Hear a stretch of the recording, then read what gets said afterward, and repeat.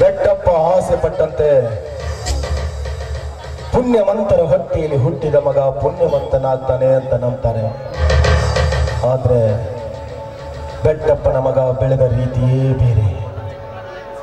ರುದ್ರನ ಮಗಳು ಬೆಳೆದು ದೊಡ್ಡವಳಾಗ್ತಾಳೆ. ಆದ್ರೆ ಇವಳೇ ರುದ್ರನ ಮಗಳು ಅನ್ನೋದು ಬೆಟ್ಟಪ್ಪನ ಮಗನಿಗೆ ಗೊತ್ತಿಲ್ಲ. ಇವನೇ ಬೆಟ್ಟಪ್ಪನ ಮಗ ಅನ್ನೋದು ರುದ್ರನ ಮಗಳಿಗೆ ಗೊತ್ತಿಲ್ಲ. ಮುಂದೆ ನಡೆಯೋ ಕತೆ ಎಲ್ಲಿಗೆ ಬಂದು ನಿಲ್ಲುತ್ತೆ. ಇದೇ ಸಮಸ್ಯಾತ್ಮಕ ಕತೆ.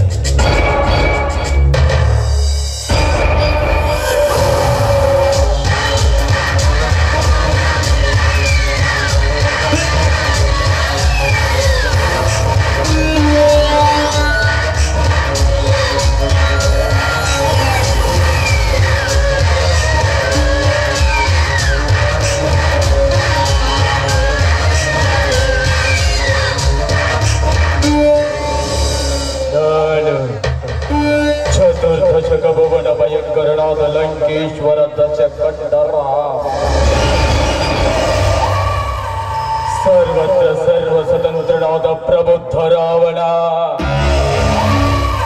ಎಲ್ಲ ಬ್ರಹ್ಮಾಂಡಗಳ ತಂಡೋಪತಂಡಗಳನ್ನು ಚೆಂಡಾಡಬಲ್ಲ ತಂಡು ದಾಳಿಗಳ ಮೊಡ್ಡ ನಾಯಕನಾದ ಗಂಡರ ಗಂಡದಯ ಗಂಡನಾದ ಪ್ರಚಂಡ ರಾವಣ.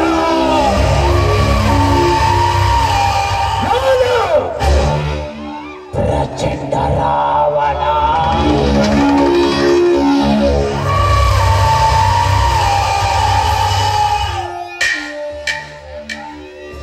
ಸತ್ಯವಂತರು ರಾಮನ್ ಪೂಜಿಸ್ತಾರೆ. ನನ್ನಂತ ದುಷ್ಟರು ಪೂಜಿಸುವುದು ರಾವಣನ.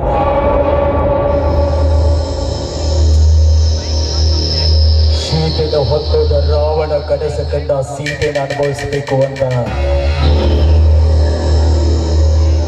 ನಾನು ಅನುಭವಿಸಲು ಕನಸು ಕಾಣಿಸುತ್ತಿರುವ ರತಿಯ ಅಂಬಿಕಾ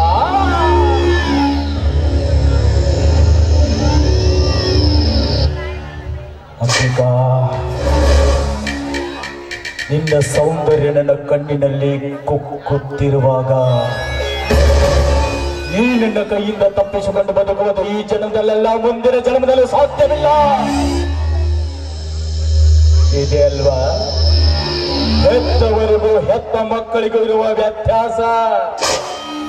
ಹೆತ್ತವರು ಬಯಸ್ತಾರೆ ಹೆತ್ತ ಮಕ್ಕಳು ಸುಖವಾಗಿರಬೇಕೆಂದು, ಆದರೆ ಹೆತ್ತ ಮಕ್ಕಳು ಬಯಸ್ತಾರೆ ನಾವು ಸುಖವನ್ನು ಅನುಭವಿಸಬೇಕು ಎಂದು. ನನ್ನ ತಂದೆ 10 ಹಳ್ಳಿಗೆ ನ್ಯಾಯ ಹೇಳುವ ನ್ಯಾಯಾಧೀಶ. ಆದ್ರೆ ನನ್ನ ತಂದೆಯ ತದ್ವಿರುದ್ಧವಾಗಿ ಈ ಮರ್ಮದ ಮಾರ್ಕಟವನ್ನರಿಯದ ಮಹಾಂತೇಶ ಮಾಡುವುದು ಕಾಮದ ಕೆಲಸ.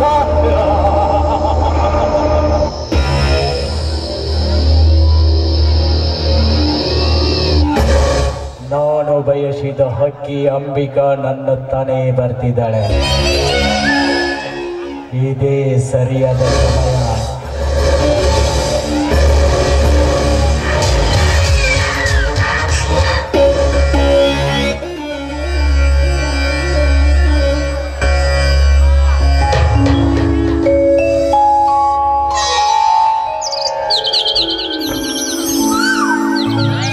ಸರಿಯಾಗಿ ಬರ್ತೀನಿ ಅಂತ ಹೇಳಿದ ನನ್ನ ಪ್ರಿಯತಮ ಅರವಿಂದ್ ಇಷ್ಟೊತ್ತಾದ್ರೆ ಹೇಗೆ ಬರಲಿಲ್ಲ?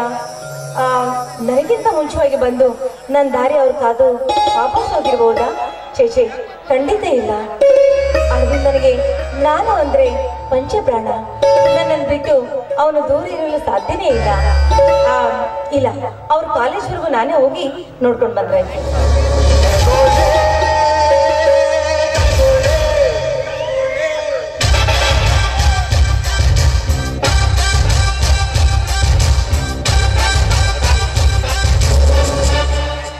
ಕವಿ ಕಲ್ಪನೆಯ ಕಣ್ಣಂಚಲ್ಲಿ ಕಲ್ಲೊಂದನ್ನ ಕೆತ್ತಿಯ ಕಲ್ಲನ್ನ ಶಿಲೆ ಮಾಡಿ ಆ ಶಿಲೆಗೊಂದು ಓಲೆ ತೊಡಿಸುವ ಕಲೆಗಾರ ನಾನು. ಈ ಕಲೆಗಾರನ ಕಣ್ಣು ಕುಕ್ಕುವಂತೆ ಈ ಶಿಲೆಯನ್ನು ಸೃಷ್ಟಿಸಿದ ಶಿಲ್ಪಿ ಯಾರು? ಆ ಶಿಲ್ಪಿಗೆ ನಮನ, ಈ ಶಿಲೆಗೆ ನುಡಿ ನಮನ. ಬೇಕಾ? ಈ ಕಲೆಗಾರನ ನೋಡಿ ನಿನ್ನ ಎದೆಯಲ್ಲಿ ಭಯ ಹುಡ್ತಾ? ಭಯ ಪಡಲು ನಾನೇನು ದಿಕ್ಕಿಲ್ಲದ ಹಕ್ಕೆ ಅಲ್ಲ. ಎತ್ತವರ ಆಸರೆಯಲ್ಲಿ ಬೆಳೆದು ಪ್ರೀತಿಯನ್ನು ಕೈತೆತ್ತನ್ನು ಉಂಡು ಬಲವುಳ್ಳ ಹಕ್ಕಿ ನಾನು. ಆಕಾಶದಲ್ಲಿ ಆರುವ ಹಕ್ಕಿಯನ್ನು ಕಂಡು ಸುತ್ತಬೇಕೆಂದು ಆರಿ ಬರುವವರನ್ನು ಹತ್ತುಗಳ ರೆಕ್ಕೆಯನ್ನು ಕತ್ತರಿಸಿ ಹಠಮಾರಿ ಹಕ್ಕಿ ನಾನು. ಮಿಸ್ಟರ್ ಮಾಂತೇಶ್, ನಾನು 3 ವರ್ಷದಿಂದ ನೀನು ನೋಡ್ತಾನೆ ಇದ್ದೀನಿ. ಪದೇ ಪದೇ ನನ್ನನ್ನು ಬಯಸ್ತಾನೆ ಇದೆಯಾ? ನಿನ್ನ ಆಧಾರದಲ್ಲಿ ನಾನು ಮಾಡ್ಕೋಬೇಕಂತ ಹೆಜ್ಜೆ ಹೆಜ್ಜೆಗೂ ನನ್ನ ಹಿಂಬಲಿಸ್ತಾ ಇದೆಯಾ? ಯಾಕೆ ಯಾಕೆ ನಿನಗೆ ಇಂಥ ದುರಾಶೆ? ನಿನ್ನ ಆಸೆಯನ್ನು ತೀರಿಸುವ ಹೆಣ್ಣು ನಾನಲ್ಲ. ಮಾಂತೇಶ್, ಹೆಣ್ಣು ಅಂದ್ರೆ ಏನಂತ ತಿಳ್ಕೊಂಡಿದೀಯಾ? ಮಾರ್ಕೆಟ್ ಅಲ್ಲಿ ಮಾರುವ ಹಣ್ಣು ಅಂತ ತಿಳಿದಿದ್ಯಾ? ನಿನ್ನ ಕಾಲಿಂದ ಒದಿಯುವ ಧೂಳು ಅಂತ ತಿಳ್ಕೊಂಡಿದ್ಯಾ? ಪಾತ್ರೆ ಒಳಗೆ ಹಾಕಿದ್ದ ಬೆಣ್ಣೆ ಅಂತ ತಿಳಿದೀನಿ. ಆ ಬೆಣ್ಣೆ 3 ವರ್ಷದ ಹಿಂದೆ ಪವಿತ್ರವಾದ ಹಾಲಾಗಿತ್ತು. ಆ ಹಾಲನ್ನು ಕುಡಿದು ನನ್ನ ಹಸಿವನ್ನು ನೀಗಿಸ್ಕೋಬೇಕನ್ನೋದ್ರಾಗ ಬಂದು ನನ್ನ ಬಟ್ಟಿ ಮುಗ ಅರ್ಪಿತ್ತ. ಆ ಹಾಲಿನಾಗ ಹುಳಿ ಎಂಬ ಪ್ರೀತಿಯನ್ನ ಹುಂಡಿ ಅದನ್ನ ಮೊಸರು ಮಾಡಿ ಬುರ್ಗ ಕಟ್ಟದು ಬೆಣ್ಣೆ ಮಾಡಿಟ್ಟಾನ. ಆ ಬೆಣ್ಣೆಯನ್ನ ನುಂಗಬೇಕಂತ ಆಸೆ. ನಾನು ಬಯಸಿದ ಬೆಣ್ಣೆ ಬಾಯಿಂದ ನನ್ನ ಬಾಯಿಗೆ ಬಿದ್ದರೆ ಸರಿ, ಎಲ್ಲ ಬಂದ್ರೆ ಕದ್ದು ತಿನ್ನುವ ಕಟಕ ಆಗ್ತೀನಿ.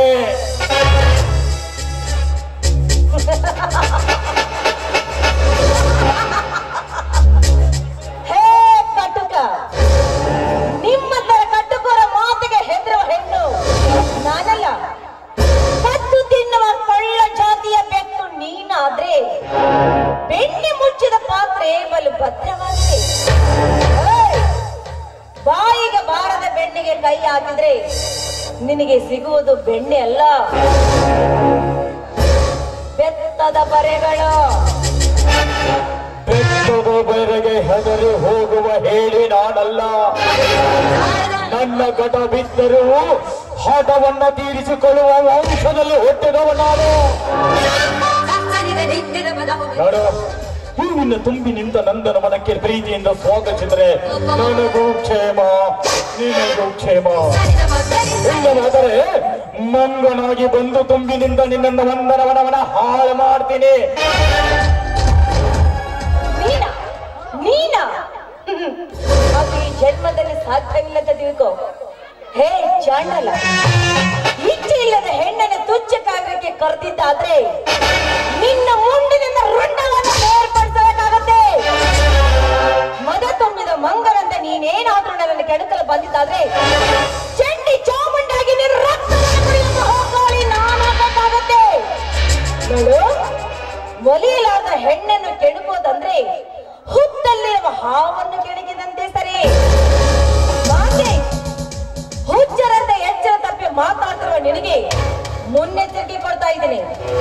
ಸ್ವಲ್ಪ ಹೆಣ್ಣಿನ ಆಸೆ ಬಿಟ್ಟು ಎಚ್ಚರದಿಂದ ಬದುಕುವುದನ್ನು ಕಲಿತುಕೋ. ನನಗ ಎಚ್ಚರ ಹೇಳುವ ಹುಚ್ಚ ಮಿಟಕಲಾಡಿ.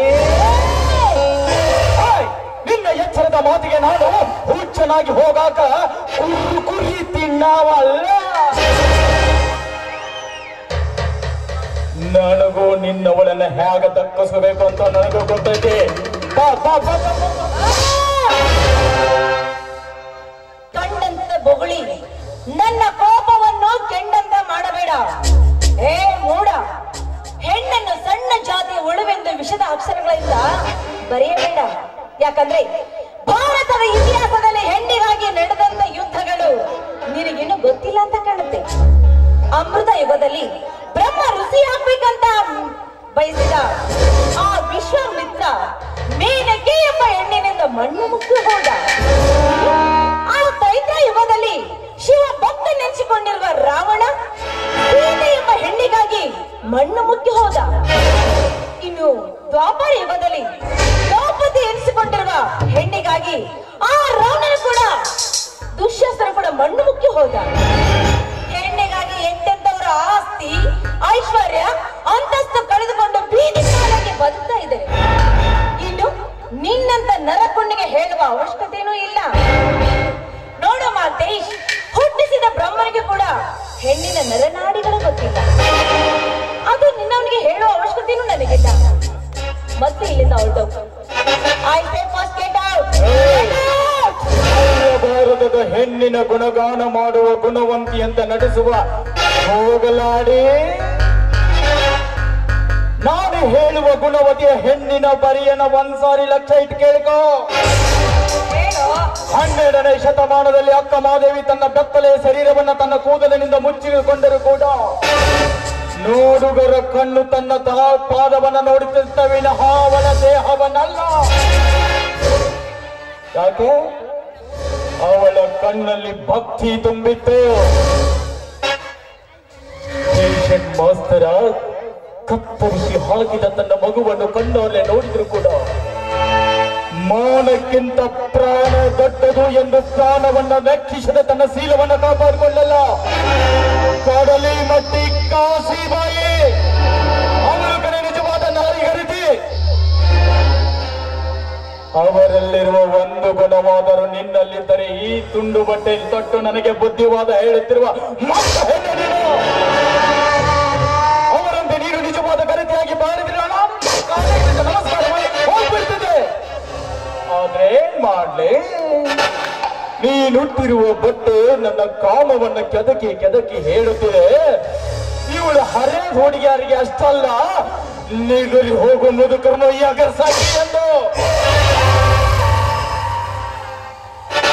ನೀನು ಹೇಳಿದ ಇತಿಹಾಸದ ಪುಟದಲ್ಲಿ ಒಂದು ಸಾರಿ ಆ ಪುರುಷರ ಒಂದು ಇತಿಹಾಸವನ್ನ ನೋಡು. ಹಣ ಆಸ್ತಿ ಅಂತಸ್ತು ಎಲ್ಲ ಆದ್ರೂ ಸರಿ, ನಾವು ಮನಸ್ಸಿಟ್ಟ ಹೆಣ್ಣನ್ನ ಇಟ್ಟುಕೊಂಡಾದ್ರೂ ಕಟ್ಟುಕೊಳ್ಳೋದು ಬೇಡ. 3 ದಿನ ಇಟ್ಟುಕೊಂಡಾದ್ರೂ ಬಾಳೆ ಮಾಡು ಬೋಳಿ ಮಗನ. ಬೋಳಿ ಮಗನ ನೀನು ಬೋಳಿ ಮಗ ಅಂತ ನಾನು ಚೆನ್ನಾಗಿ ಗೊತ್ತು. ಬಟ್ಟಿ ಒಳಗಿರೋದಿಲ್ಲ, ನೋಡೋ ದೃಷ್ಟಿ ಒಳಗಿರುತ್ತೆ. ನೀವು ಹೊಲಸದಿಂದ ನೋಡಿದ್ರ ಹೆಣ್ಮಕ್ಳು ಹೊಲಸಾಗೆ ಕಾಣ್ತಾರ. ಅದ ಭಕ್ತಿಯಿಂದ ನೋಡಿದ್ರ ಬಟ್ಟೆ ಯಾವ್ದಿದ್ರೇನು ಹೆಣ್ಣಿನ ಗೌರವಿಸೋದೊಳಗಿರುತ್ತ. ಅದನ್ನೆಲ್ಲ ಬಿಟ್ಟು ದಾರಿ ಒಳಗ ಹೋಗೋ ಹೆಣ್ಣಿಗೆ ಬಾಯಿ ಆಗ್ತಿರಲ್ಲ, ನೀವೆಂತ ಕೆಟ್ಟ ಸೂಳ ಬೆಂಕಿ ಜೊತೆ ಸರ್ಸಾಡಿದ್ರೆ ಸುಟ್ಕೊಂಡು ಸಾಯ್ತೀವಿ. ಅಜ್ಞಾನದಿಂದ ಮಂತಂದ್ರೆ ನನ್ನ ಕೈಯಲ್ಲಿ ಅಂತ್ಯ ಆಗ್ತೀಯ. ನಿನ್ನ ಆಸೆಗೆ ಬಂದು ಸೆರಗ ಹಾಕುವ ಹೆಣ್ಣು ನಾನಲ್ಲ. ಮರ್ಯಾದೆ ಕಳ್ಕೊಳ್ಳೋಕ್ಕಿಂತ ಮುಂಚೆ ಮರ್ಯಾದೆ ಇಟ್ಕೊಂಡು ಹೋದ್ರೆ ನಿನ್ಗೂ ಕ್ಷೇಮ, ನನಗೂ ಕ್ಷೇಮ. ಅರ್ಥ ಮಾಡ್ಕೊ. ನಿಮ್ಮಂತವ್ರಿಗೆಲ್ಲ ಎದುರು ಹೋಗುವ ಹೆಣ್ಣು ನಾನು ಅಲ್ಲ. ಹೊಡಿ, ನಿನ್ನ ಕಾಲಾಗಿರೋ ಹರಿತನ ತಗೊಂಡು ಹೊಡಿ. ಆದ್ರ ಬಿಟ್ಟು ಹೋಗೋ ಮಗ ನಾನಲ್ಲ. ನೋಡ, ನಿನ್ನ ವೇದಾಂತ ಸಿದ್ಧಾಂತ ಈ ವನಸ್ಪತಿಯನ್ನ ಕೇಳ್ಕೊಂಡು ಕುಳಿತುಕೊಳ್ಳೋದಕ್ಕೆ ನಾನು ಮೂಡಲ್ಲ. ಬಾರಲೆ ಬೇಡ ಮಾತೆ, ದಯವಿಟ್ಟು ನಿನ್ನ ಕೆಟ್ಟ ವಿಚಾರದಿಂದ ನನ್ನ ಬಾಳನ್ನು ಹಾಳು ಮಾಡ್ಬೇಡ. ನನ್ನನ್ನೊಬ್ಬರನ್ನ ಇಷ್ಟಪಡ್ತಾ ಇದ್ದೀನಿ.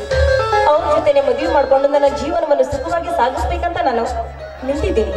ದಯವಿಟ್ಟು ಹಠ ಹಿಡಿದು ನನ್ನ ಬಾಳ್ ಹಾಳು ಮಾಡ್ಬೇಡ. ನಿನ್ಗೆ ಕೈ ಮುಗಿದು ಕೇಳ್ಕೊತಾ ಇದ್ದೀನಿ, ಬಿಟ್ಬಿಡು, ನಾನು ಹೋಗ್ತೀನಿ. ಇದು ಹೇಳುವುದಕ್ಕೂ ಕೇಳುವುದಕ್ಕೂ ಸಮಯ ಅಲ್ಲ ಬೇಡ. ಈಗೇನಿದ್ರು ಸರಸಾಡೋ ಸಮಯ. ಬಾರಲೆ ಮಿಟಕಲಾಡಿ.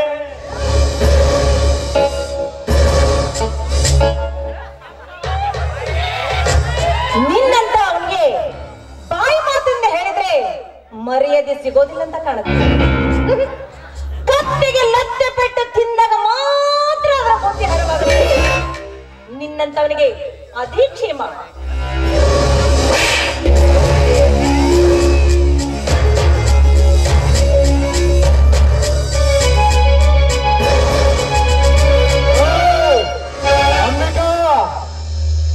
ಒಂದ್ ನಿಮಿಷ.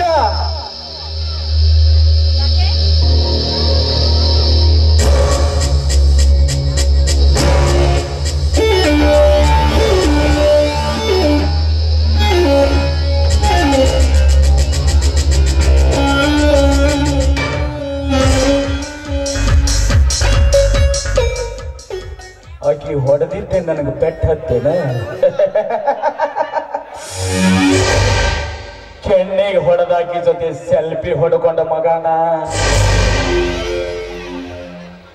ಅಂಬಿಕಾ